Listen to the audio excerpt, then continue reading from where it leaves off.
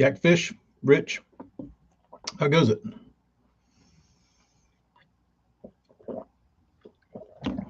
Danny Bass,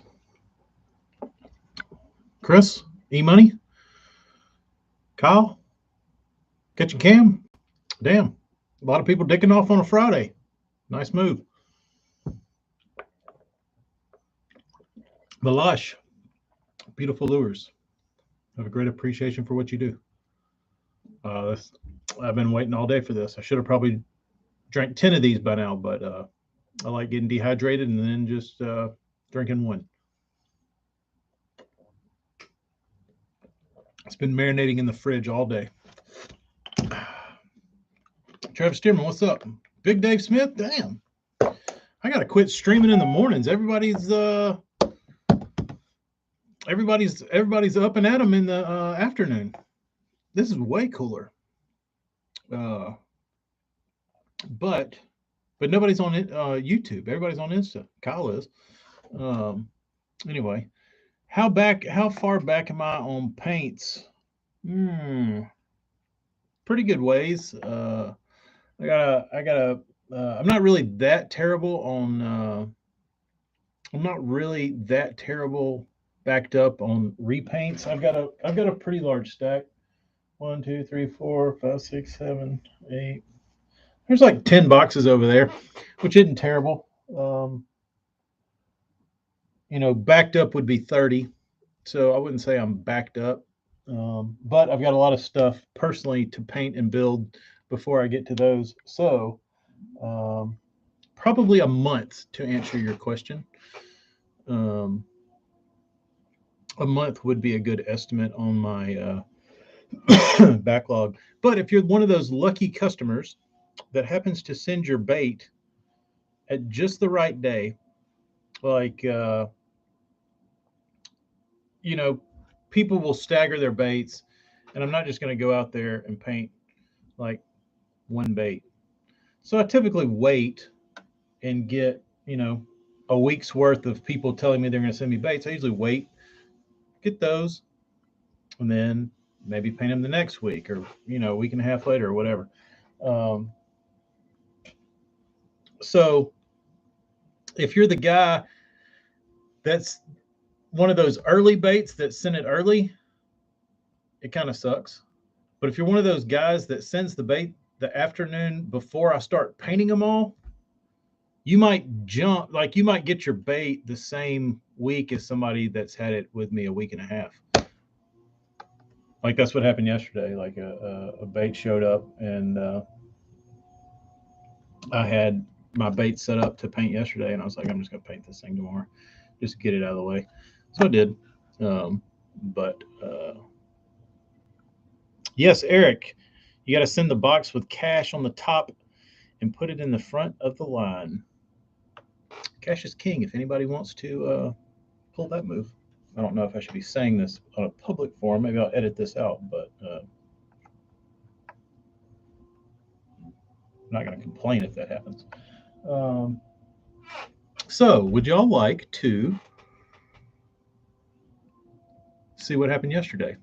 So, yes, Kyle, the Holy Grail. So what happened was we had some rain issues getting into the building. So the Smack and Bass, everything is about $60 with shipping. So we had some rain damage, came inside the building, flooded the walls, some carpet. So I had a crew of dudes come in, and they were pulling out the carpet and going to put tile down and some other little miscellaneous stuff. And one of the guys was talking to his buddy about some baits. And my dad overheard him. He's like, "You got some baits?" And he's like, "Yeah, I got my dad's stuff in the truck." And he's like, "Could I look at it?" And he's like, "Yeah." He's like, "You gonna sell them?" He's like, "Yeah, I got a guy that said he wants to buy all of them." And I said, "Well, that's interesting." And I thought he meant that he was on his way here to like look at this stuff. And so I was painting. Dad comes out there. He says, "You need to come look at this." And I thought that was like something really bad, like messed up, or that was like, a car wrapped around a telephone pole outside or something. But I walked out to the lobby, and that was like 5 Plano 3600s laid out with the tops open. Hmm, this is interesting. So, like, as soon as my eyes hit them, I can see like Bagley eyes staring back at me. I said, "Oh boy." So I start digging around, and there's a lot of them beat to shit, and which doesn't bother me. So I'm looking. I'm like, "You're selling these?" He's like, "Yeah, I got a guy. He said he'd give me $5 a piece." I was like, "Well, no, some of these aren't worth $5 a piece. They're destroyed." And I was like, "But let me look around." And I started pulling some baits and digging through, and took this one, set it to the side, and I was still under the impression that the guy was coming to buy this stuff, so I didn't want to like grab the box and be like, "Some of this box." So I picked a couple out, and I was like, "You want to sell these?" He's like, "Hell, man, I'll sell you whatever you want." I was like, "All right, let's see what I can do here." So here's what I got.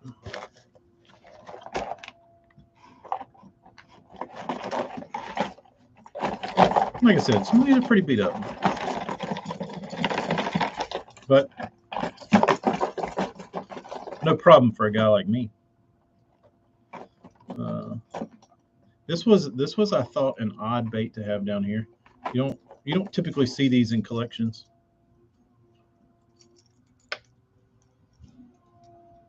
Very fishable. Yeah, it's just aesthetics. It's been jammed around in a tackle box. That color is called O4. O being the black back, 4 being white. O4. So O9 would be black back, 9 being chartreuse. Do a little Bagley color coding. Uh, so there was a B4. Here's another one. Bagley B4. Jeremy, who do I send these to get them cleaned up? Um, here is a 04 Bagley Balsa B3. This is actually the first Bagley I ever owned because I stole it from my father, and it was the only one he owned. So my love for Bagleys uh, came from that color and that model bait. Um, here's a little crawdaddy uh, crawfish killer B2. That might that might be a 3. It looks like an in betweener, but that one's seen some use, which I like. I don't hate that they're used. Here's I think it was called Golden Brim. Nate, you haven't seen the gym yet. I'm going through all the others. Vince, what's up, dude? I guess this is I think it's a Killer B3. Good bait, good fishing bait. Probably put it to some use. Yeah, that other one, it looks like a Killer B2, but it's almost too small. It's almost too long to be a Killer B2. It's like a stretched out. It's like a stretched out version. Because here's a Killer B2. Like that is a straight up Killer B2. So I think this one was supposed to be a 3, but it's not quite as big. Like it's like an in between. It's like a Killer B 2.5. So when you put it like that, you can tell it's bigger. But if you put it up next to this one, it's smaller. So I guess the duplicator was running goofy that day. Um, Can never have too many of these. 09 Balsa B3. This one's in pretty good shape. It's got a little paint peeling on the bottom, but I actually prefer that because then I don't get like hung up on not throwing them.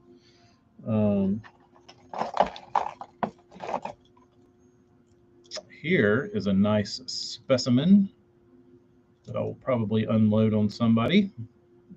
It's a shame that I got crushed in a tackle box and it's got a little bump on it. But this is a wedge bill rainbow trout Bagley Balsa B2. So if you notice the double stacked bill, Bagley did that for I think 2 years, and I guess to combat bill breakage, they said, "Oh, we'll quit the bills from breaking. We'll just make it double thick." Well, they accomplished their mission, but in doing so, made their baits suck dick. So, which would you rather have? A bait that runs like shit, or and the bill doesn't break, or have a bill that could possibly break but runs good? I'll take a bait that potentially will break. Here we go. What is this little guy? Here's a 09 Balsa B1. Nice looking plug. We'll catch a fish.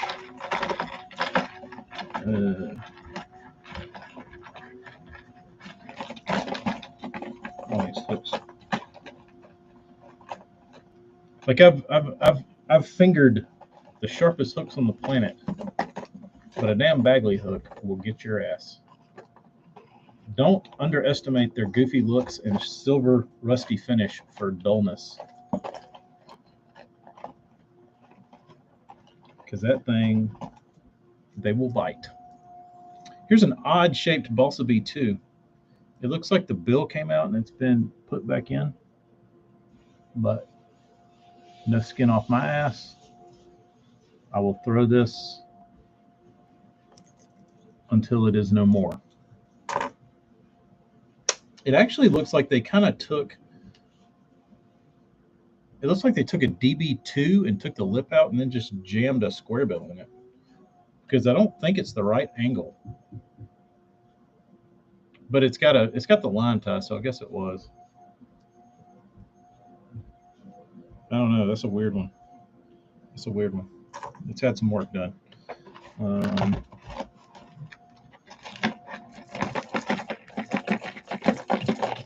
My favorite color to look at. This one's a little roached out, but not terrible. Another Killer B3 in Tennessee Shad. Nice specimen.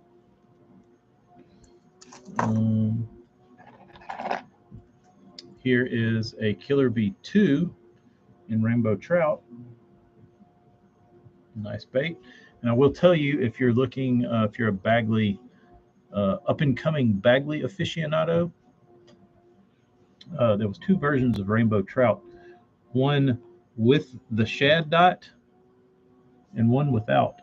So the one with the shad dot is less rare. The one without the dot is the rarer version, neither of which are very rare, but if you had to pick one for rarity, the one without the dot is the most rare. Let's see. Another Balsa B3,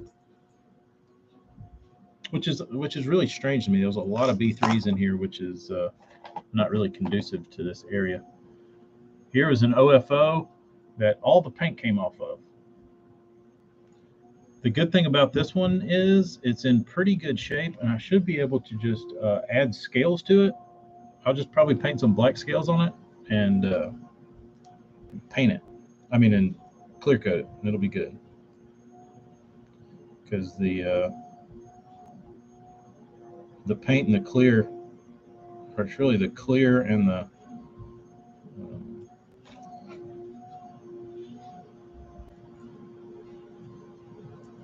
scales and stuff are peeling.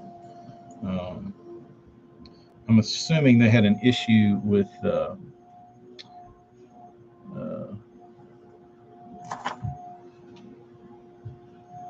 Doug, I just had a guy walk into the shop that was doing some work on the floors. And he had all the shit in his truck. Possibly one little largemouth bass.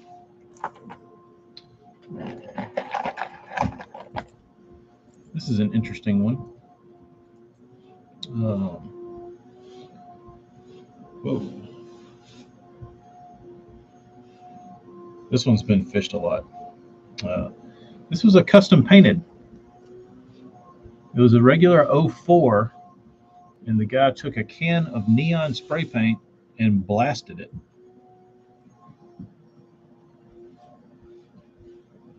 Even blasted the hooks.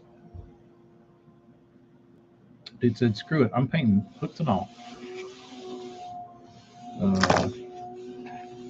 Here's another OFO.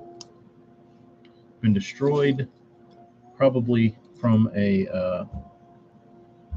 grinnell or something of that nature. This was an oddity. Prerapella wiggy wort.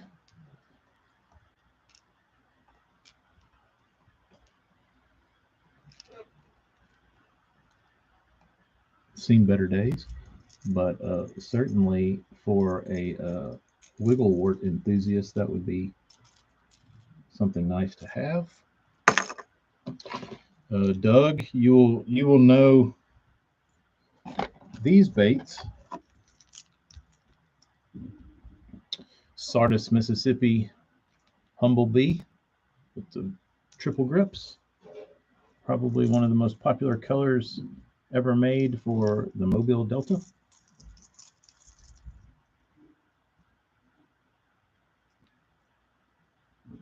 That one has stood the test of time. And I forget what this one's called, but it's got, it must have been one of his favorites because it's got 16 knots on the lip. So I had to buy that one. It's like, I've never seen so many knots tied to one thing. So, Bandit,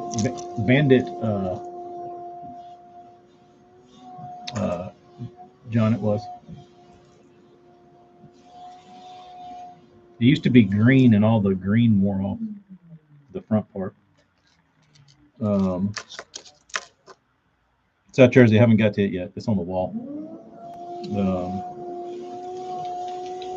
But I forget what that color is.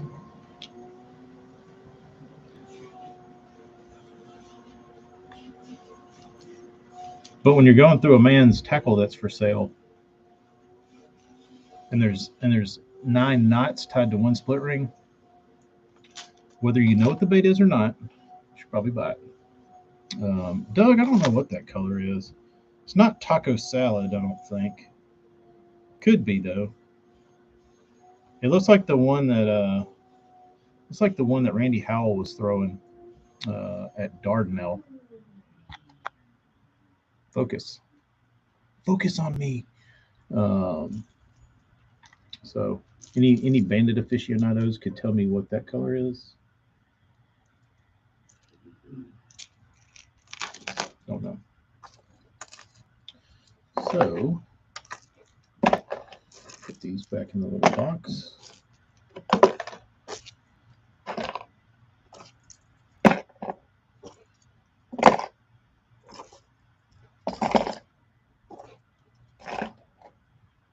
You want to see the good one?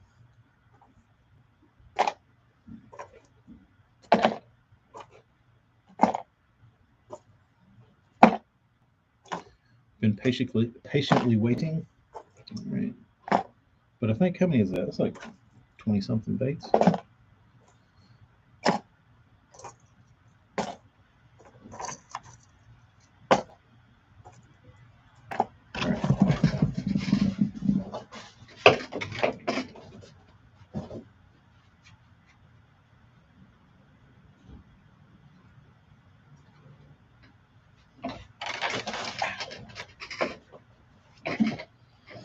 All right.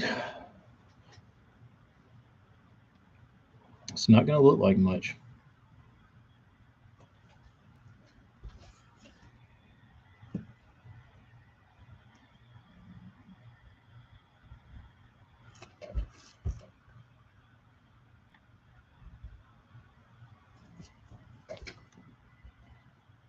This is called OTP, the color code.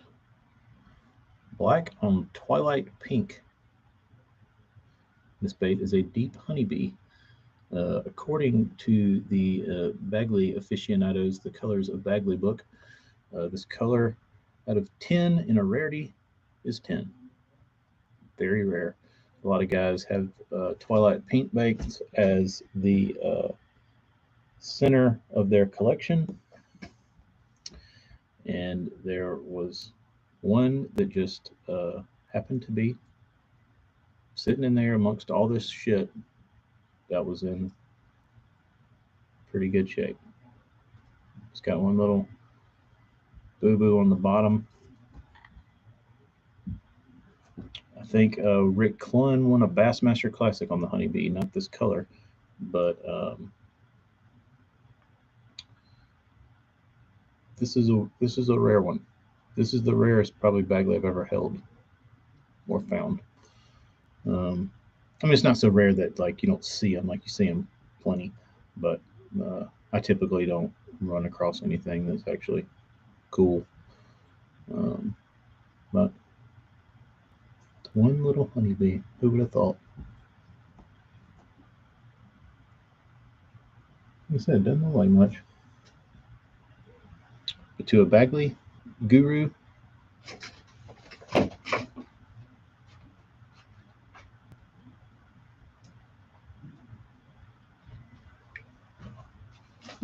pretty sweet, pretty sweet. So when you're digging around through garage sales and shit, and you see something that looks like a Bagley and you don't know what it is or if it's any good, shoot me a message and I can probably help you out. If you're onto something good. Southers, they are very tiny. I don't know how Rick Clunn was throwing one back in the day. I would like to go. I'd like to go over his setup to see what in 1982 he was using to throw that, because it can't weigh like anything.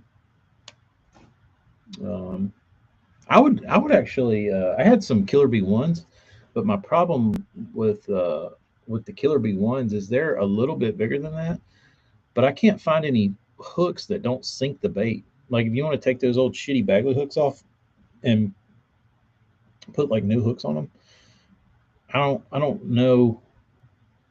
Like it's almost like a size 8 would be maybe the appropriate hook, but I don't see size 8 hooks in stores. And I don't want to, like always, I never remember when I'm ordering things to like place an order for 8-aught treble hooks for my Killer Bees. Rich, he probably was throwing a Zebco 33 or something of that nature. That would not surprise me. Who knows? But cool bait. Cool bait. I've never. I'm trying to think. There used to be a. It was like my buddy Jody used to throw it. It was like a Fat CB Mini. It was pretty small. He did really good on that one day in the early spring. It was like we were thinking pre-spawn, but it was probably like too early for that. We were trying to push the issue and like make it happen, but it was a little early for that. But we still caught him really good that day on the little micro Lucky Craft. But besides that, I don't have an affliction for micro crankbaits, but I do love the deep baby N because I can throw it on bait casting gear and it catches them. And every color under the rainbow you could imagine is sold. So that bait, not a keeper for me. Not going to fish it. It's a collector thing, so I'm gonna get rid of it. But like I said, I do have a couple like beaters that I'd like to fish, but I gotta dig up some damn uh, rainbow trout hooks or some shit to be able to put on these things.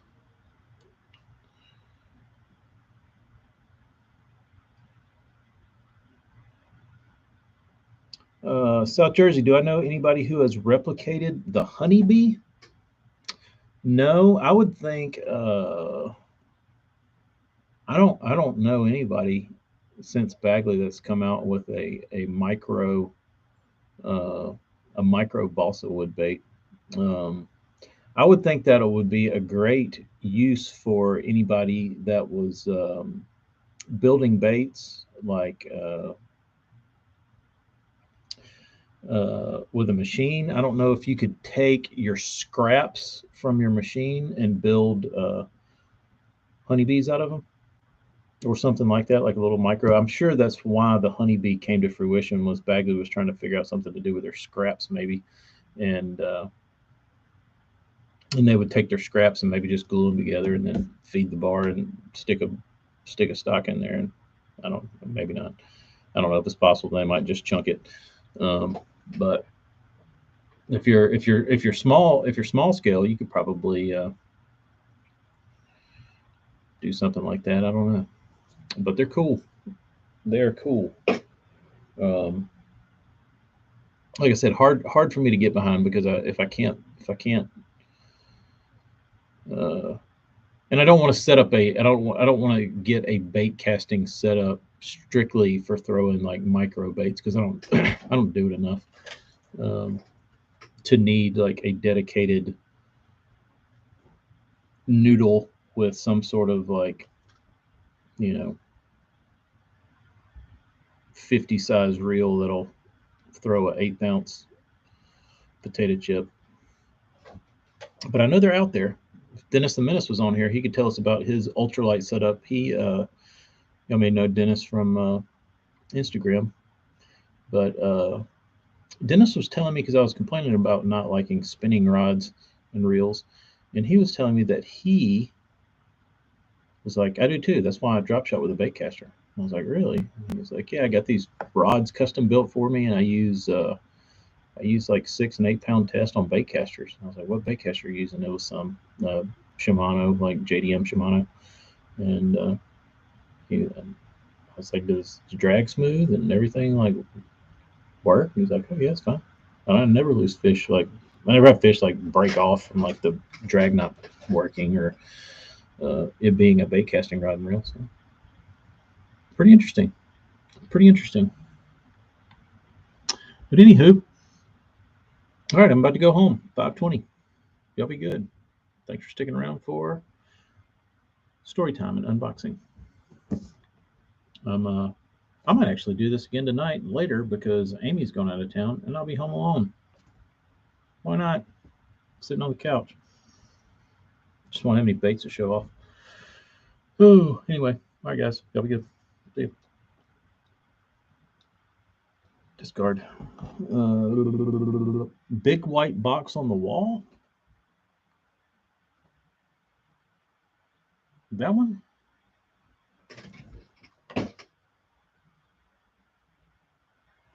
That is a Jackal Gantia swim bait.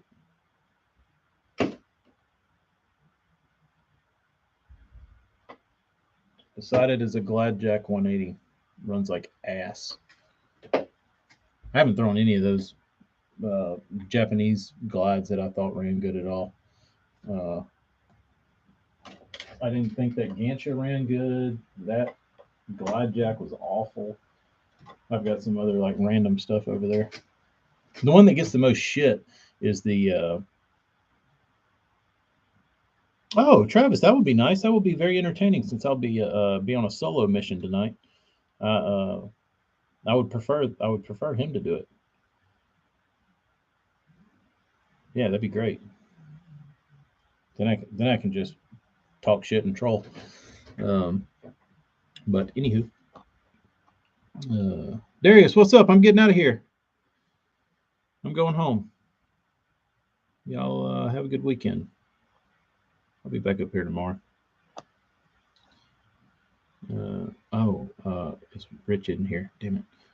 Anyway, let's see if I can pull this picture out.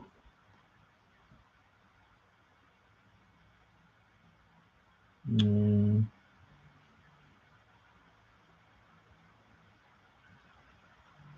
it's not going to work. All right, guys. Y'all be good. I'll see y'all next time.